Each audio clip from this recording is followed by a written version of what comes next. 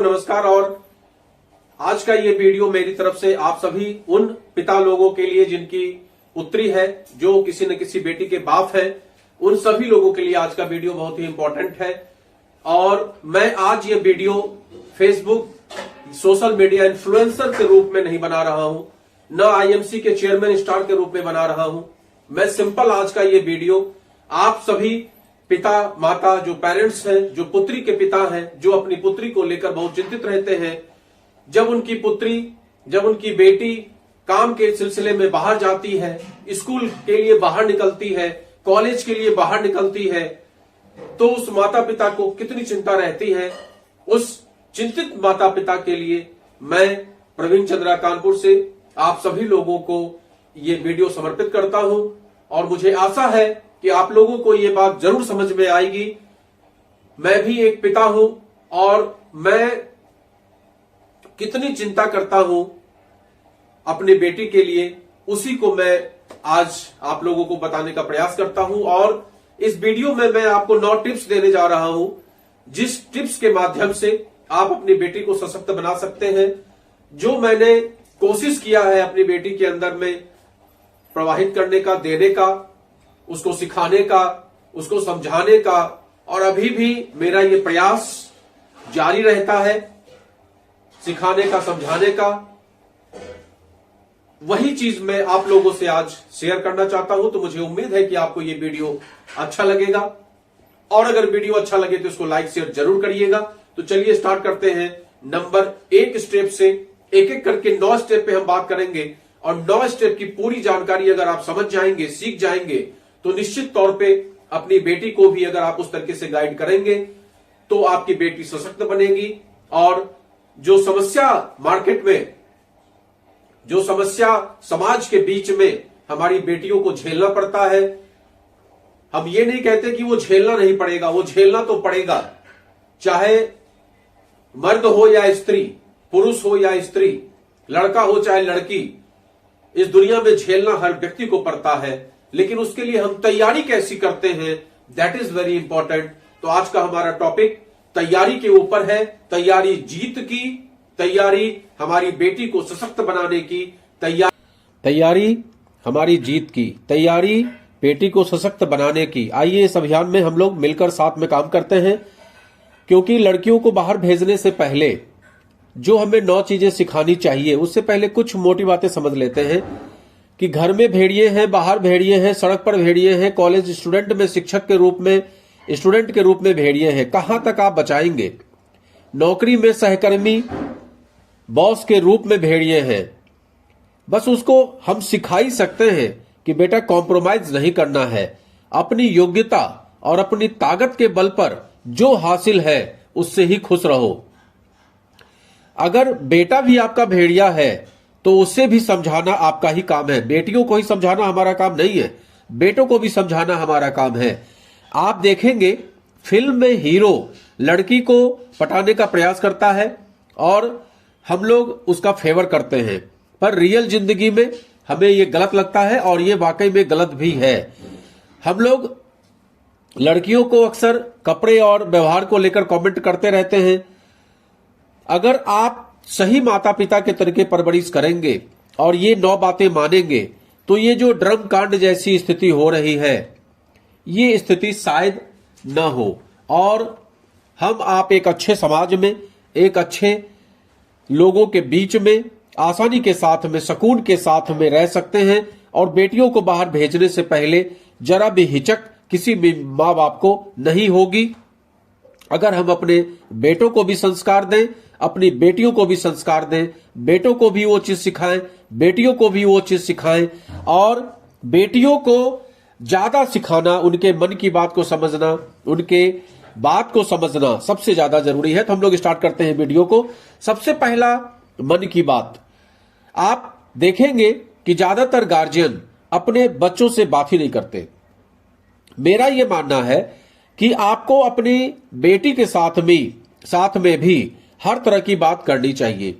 जब वो अपने मन की बात आपको बताने लगेगी, जब अपने मन के विचार वो आपको बताने लगेगी, उसके साथ हुए किसी भी तरह के घटना दुर्घटना के विषय में वो बताने लगेगी, तो आप देखेंगे कि आपकी बेटी ज्यादा सेफ अपने आप को महसूस करेगी, क्योंकि उसे पता होगा कि उसका पिता पग पग पे उसका साथ देने के लिए तैयार खड़ा है।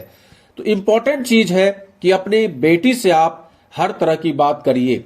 आपकी बेटी के साथ आपका कैसा रिश्ता है, ये बहुत कुछ निर्भर करता है कि आपकी बेटी आप सुरक्षित कितनी अपने आप को महसूस करती है। अगर उसके साथ किसी भी तरह की ऊट पटांग हरकत होती है तो क्या वो आपको बताती है, और उस बताने में आप किस तरह का रिएक्ट करते हैं, ये बहुत जरूरी चीज है।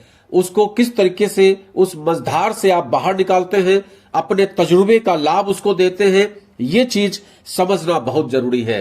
तो हम लोग झिझक को खत्म करें और अपनी बेटी के साथ एक फ्रेंड वाला रिश्ता रखें। उससे दुख सुख के साथ साथ ये भी समझने का प्रयास करें कि कहीं उसको किसी तरह की दिक्कत, कहीं किसी तरह की उसको ऐसी बात तो नहीं झेलनी पड़ रही है जो वो आपको बता भी नहीं पा रही है, जो आपके साथ वो शेयर भी नहीं कर पा रही है, लेकिन वो परेशान है, वो समस्याओं को झेल रही है, वो अनवांटेड चीजों को झेल रही है, लेकिन आपसे वो शेयर नहीं कर पाती है।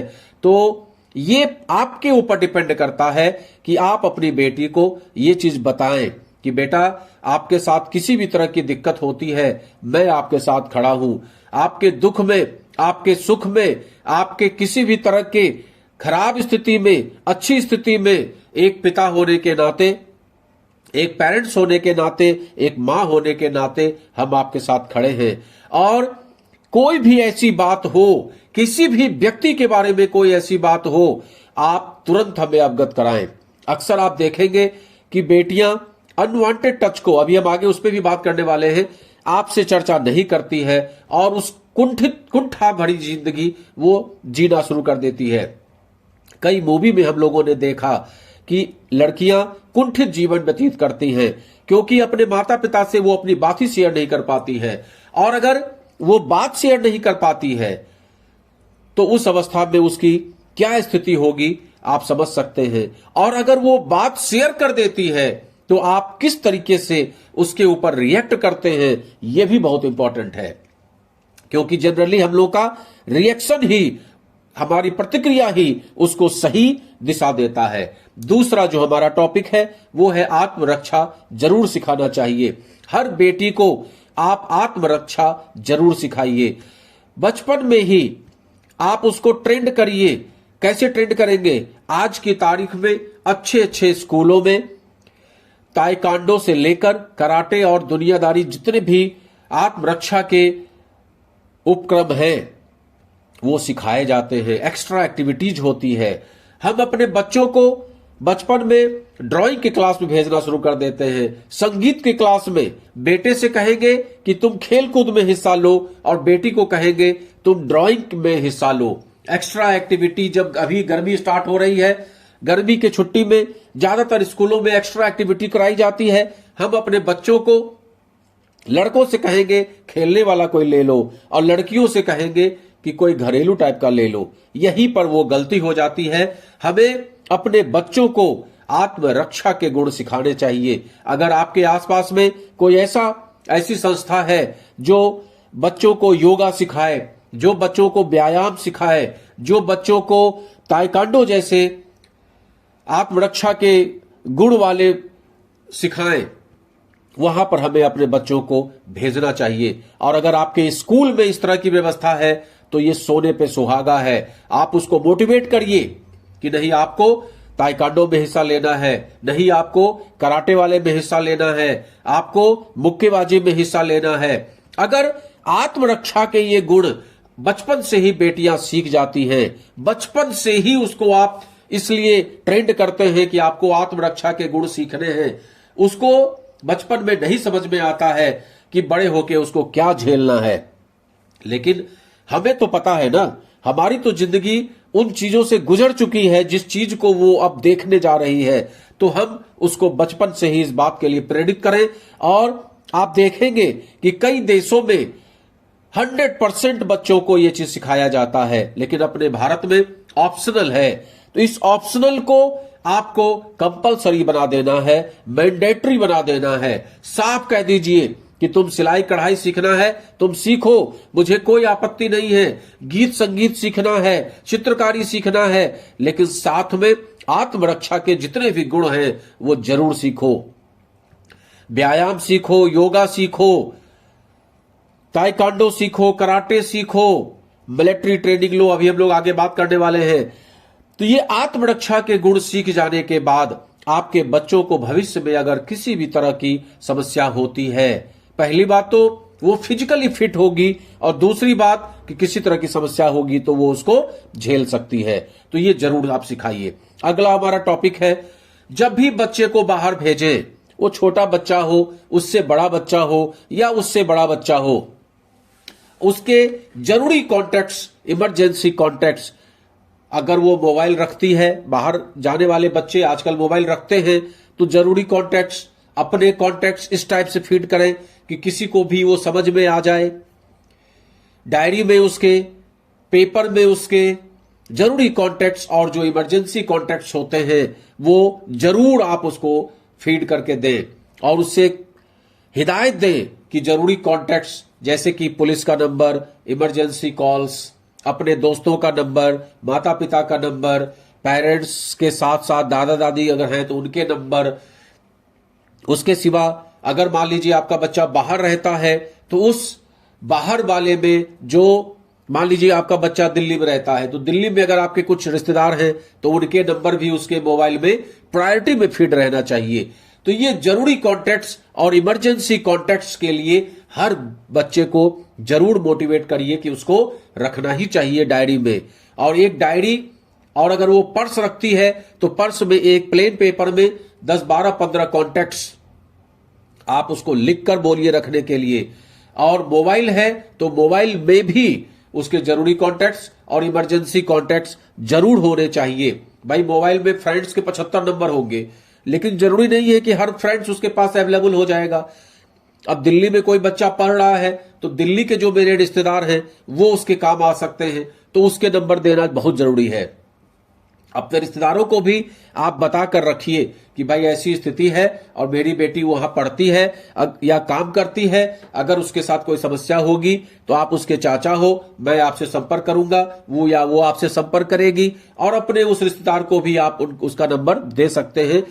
जरूरी नहीं है कि वो लगातार ही उससे बात करें, लेकिन नंबर होने चाहिए, खासकर लोकल गार्जियन के। आपने देखा होगा कि बच्चे जब हॉस्टल वगैरह में रहते हैं तो हॉस्टल वाले लोकल गार्जियन के नंबर लिखवाते हैं। आप दूर हैं, आपसे अगर कांटेक्ट भी होगा तो आपको पहुंचते पहुंचते समय लगेगा, लेकिन लोकल गार्जियन तुरंत पहुंच जाएगा।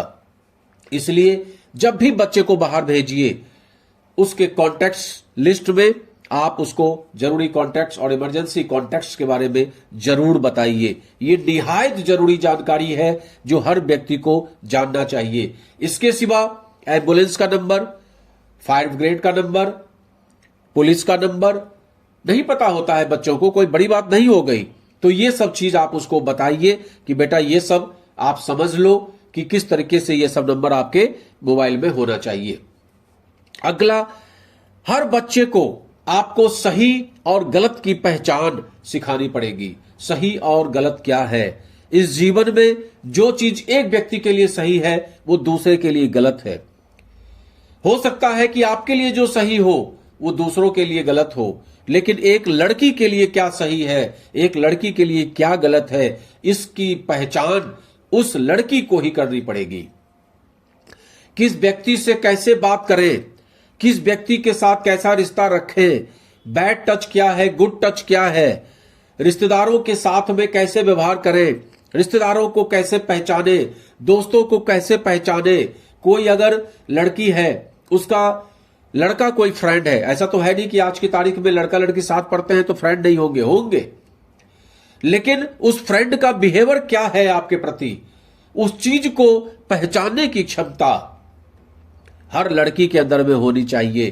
क्योंकि अगर हमारी बेटी सही और गलत में अंतर कर लेती है, उसको सही और गलत की पहचान है, तो आप ये मान के चलिए कि आप काफी हद तक निश्चिंत रहेंगे, क्योंकि आपको किसी भी तरह की समस्या से रूबरू नहीं होना पड़ेगा, क्योंकि आपकी बेटी ऑलरेडी अवेयर है सही और गलत के पहचान में। सही और गलत अगर वो जानती है तो गलत से दूर रहेगी और सही के नजदीक रहेगी, लिहाजा आपके ऊपर उतना टेंशन नहीं आएगा। आप उसको ये चीज बचपन से ही बताइए।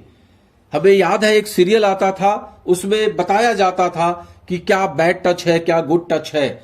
स्कूलों में इस तरह की पढ़ाई कमोबेश नहीं हो रही है। मैं इस शिक्षा प्रणाली को भी कहना चाहता हूं कि आप शिक्षा प्रणाली में परिवर्तन लाइए। आज की तारीख में जो बच्चों के ऊपर मनोवैज्ञानिक असर पड़ता है, सही और गलत की पहचान वो नहीं कर पाते हैं, वो सिखाना ये भी शिक्षा का काम है। केवल ये पेरेंट्स ही नहीं, टीचर्स की भी भूमिका होती है, एक एजुकेशन की भूमिका होती है। बचपन से ही किसी बेटी को ये सिखाया जाए कि what is bad touch and what is good touch.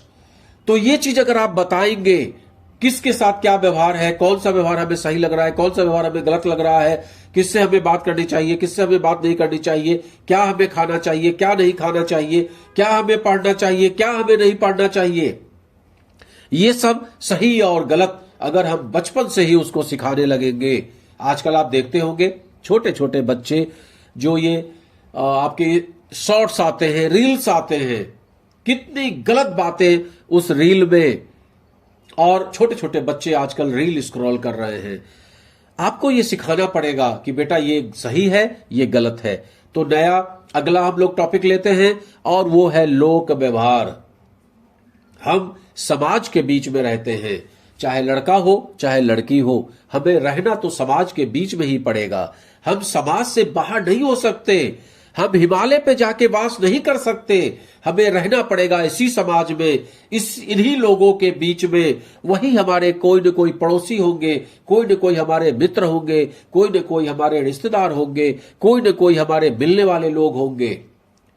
अब उनसे हमें कैसे व्यवहार करना है, दोस्तों के साथ हमें कैसा व्यवहार करना है, किस तरीके से हम लोगों को अट्रैक्ट कर सकें, कैसे लोगों की निगाह में हम अच्छे बन के रह सकें, कैसे लोगों की निगाह में हमारी वैल्यू हो, कैसे टीचर हमें अच्छी निगाह से देखें, कैसे प्रिंसिपल हमें अच्छी निगाह से देखें, कैसे हमारे साथ के मित्र अच्छी निगाह से देखें, कैसे हमारे साथ के कलीग्स हमें अच्छी निगाह से देखें, हमारे साथ अच्छा व्यवहार करें। इसके लिए आपको लोक व्यवहार सीखना पड़ेगा। लोक व्यवहार ये बचपन से ही सीखना चाहिए।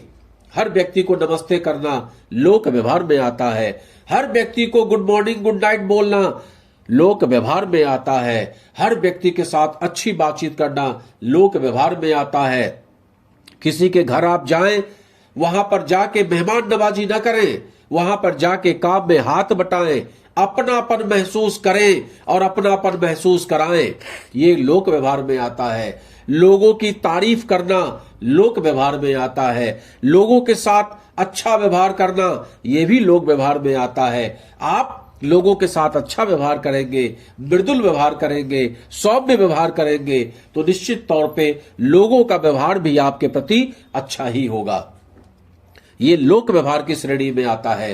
तो हमें लोक व्यवहार भी सीखना पड़ेगा, क्योंकि हमें समाज के बीच में ही रहना है, हम समाज से कट कर नहीं रह सकते।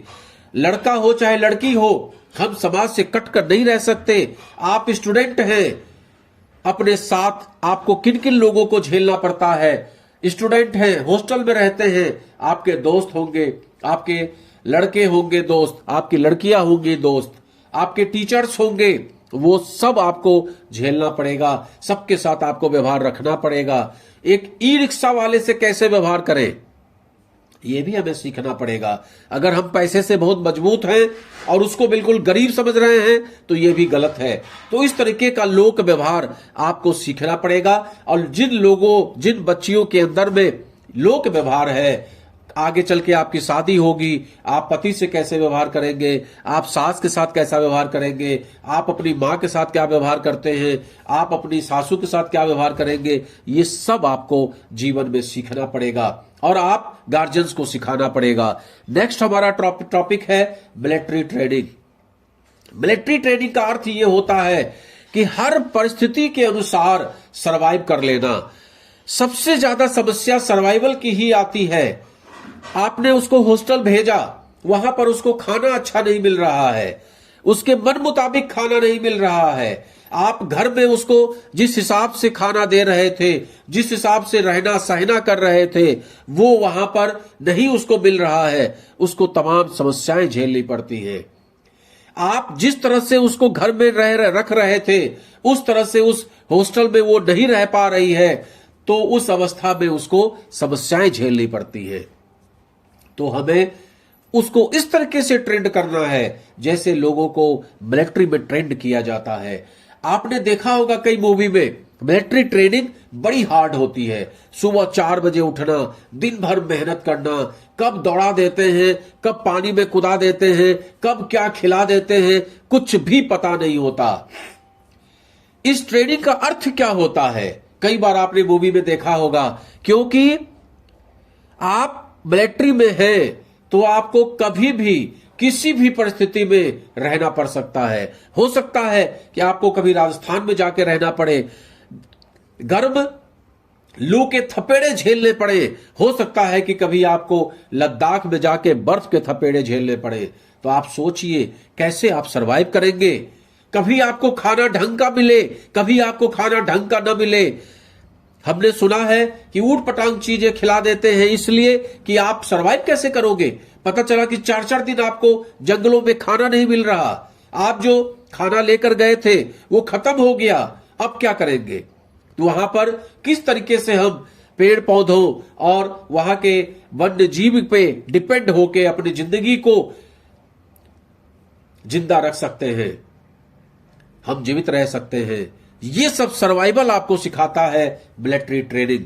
इसलिए हर लड़की को, हर लड़के को, यहां पर मैं लड़का लड़की में अंतर ज्यादा नहीं करना चाहता हूं, हर लड़के को, हर लड़की को इस बात की ट्रेनिंग आप शुरुआती दौर से दीजिए कि बेटा ये घर में जो आपको ऐशो आराम मिल रहा है, ये जरूरी नहीं है कि जीवन पर्यंत आपको मिले।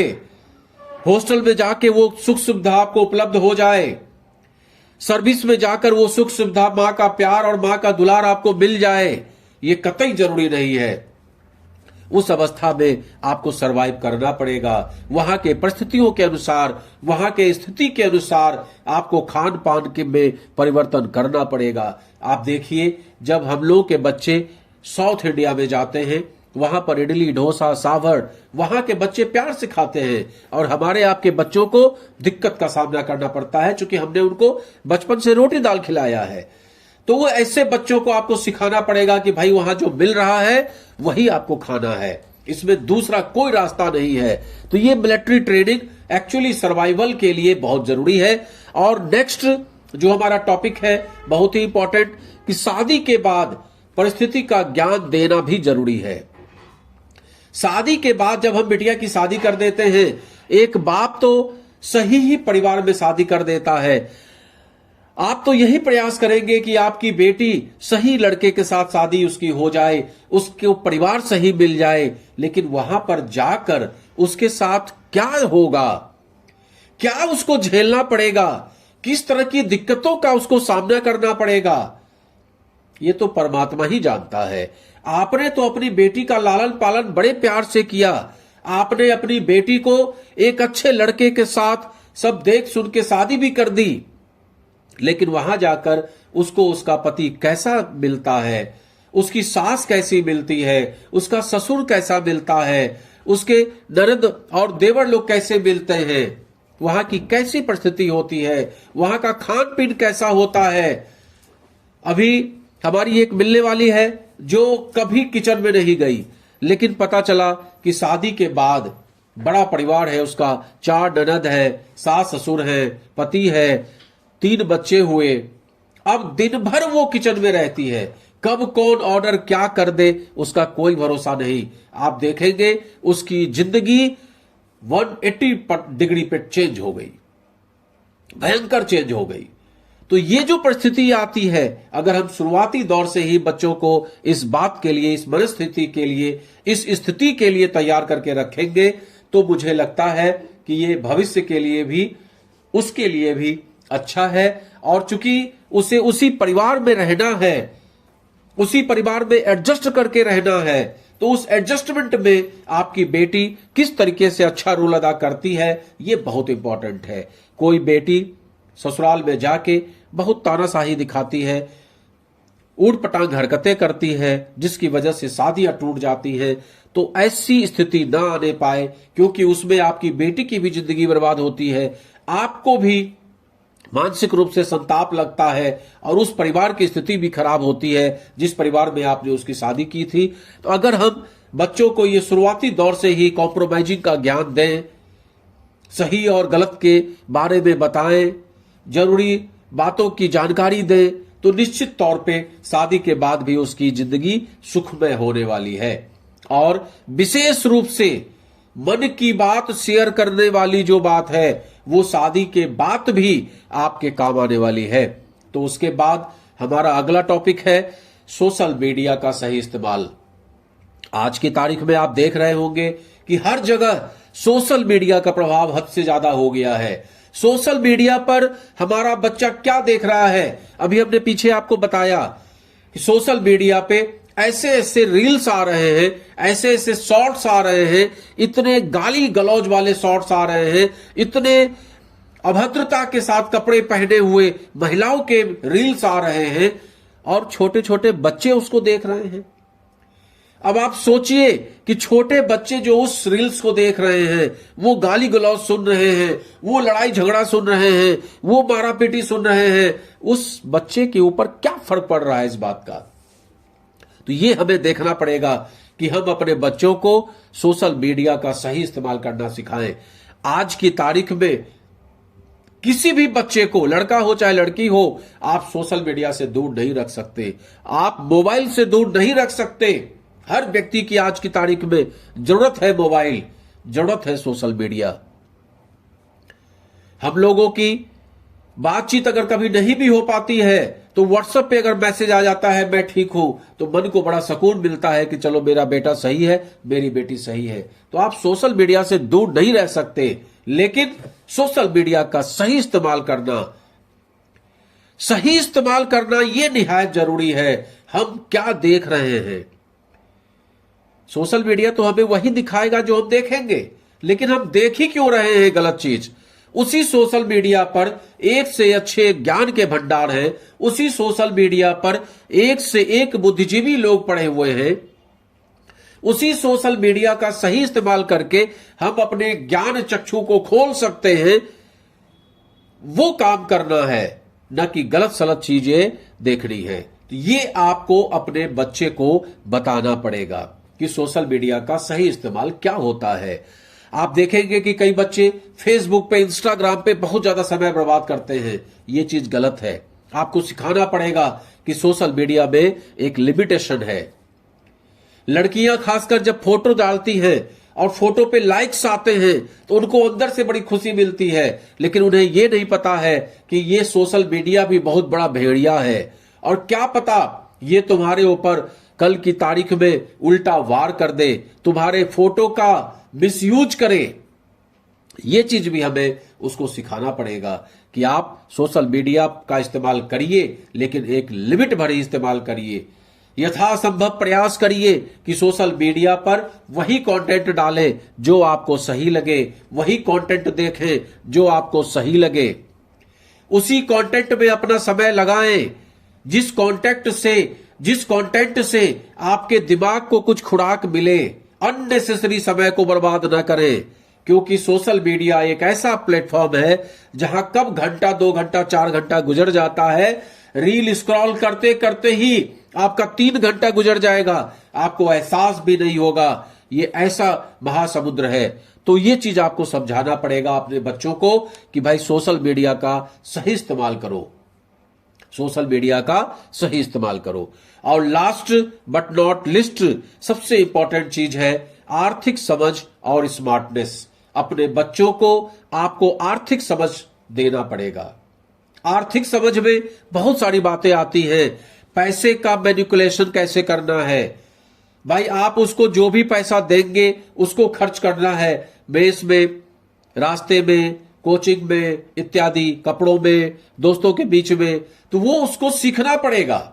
जब तक आपके साथ रही तब तक तो आपने सब कुछ किया, लेकिन अब उसको अकेले रहना है। मैंने कई ऐसे बच्चों को देखा है जिनको जीपे चलाना नहीं आता, जिनको कार्ड लेकर एटीएम से पैसा निकालना नहीं आता, ऑनलाइन काम करना नहीं आता। ये सब आपको सिखाना पड़ेगा। आज की तारीख में ये सब चीजें आवश्यकता में आती है। आप बच्चों को ले जाइए साथ में एटीएम, जब आपके साथ बच्चा रहता है आप ले जाइए, हिम्मत करिए और उसी को दीजिए कि बेटा ये पैसा तुम निकालो, साथ में बने रहिए।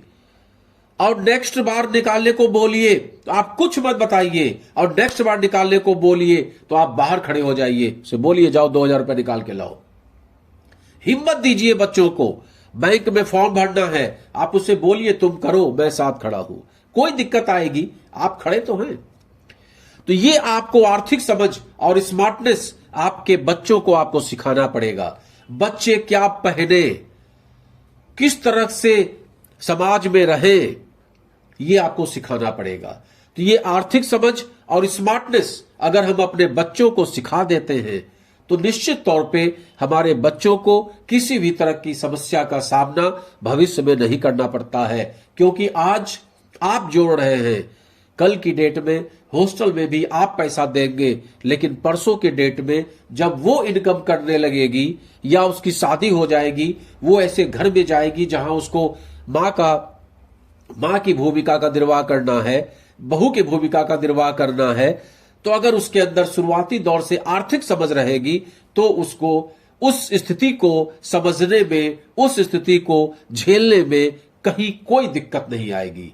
तो मैं आर्थिक समझ और स्मार्टनेस को सबसे इंपॉर्टेंट पहलू मानता हूं कि अगर आपने शुरुआती दौर से ही बच्चों को आर्थिक रूप से मजबूत बना दिया, स्मार्ट बना दिया, तो आपको किसी भी समस्या का सामना नहीं करना पड़ेगा। मैंने ये जो 9 टिप्स आप लोगों को देने का प्रयास किया, मुझे उम्मीद है कि ये 9 टिप्स आपको अच्छे लगे होंगे, आपको समझ में भी आए होंगे। भाषा मेरी इस तरह की होगी जो आपके समझ में आए।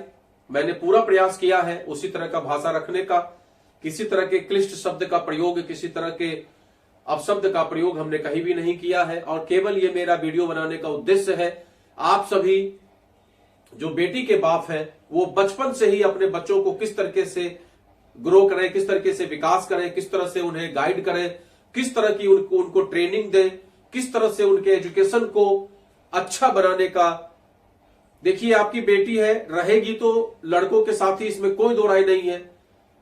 हम ये नहीं कह सकते कि उसके लिए अलग से समाज का निर्माण हो जाएगा, ना उसको ये पसंद आएगा, लेकिन इसी समाज का हिस्सा रह के, उसी परिवार का हिस्सा रह के, उसी को एजुकेशन का हिस्सा रह के, उसी ऑफिस में साथ में काम करते हुए कैसे हम सक्षम और सुरक्षित रहें, अपने को बेटर फील कराएं, गुड फील कराएं, उसके लिए मुझे उम्मीद है कि ये वीडियो आप लोगों को जरूर पसंद आया होगा। तो लाइक शेयर करना मत भूलिए भाई, आप लोग लाइक शेयर करना भूल जाते हैं। और चैनल यूट्यूब पे आप देख रहे हैं तो उसको सब्सक्राइब जरूर करिए। नमस्कार।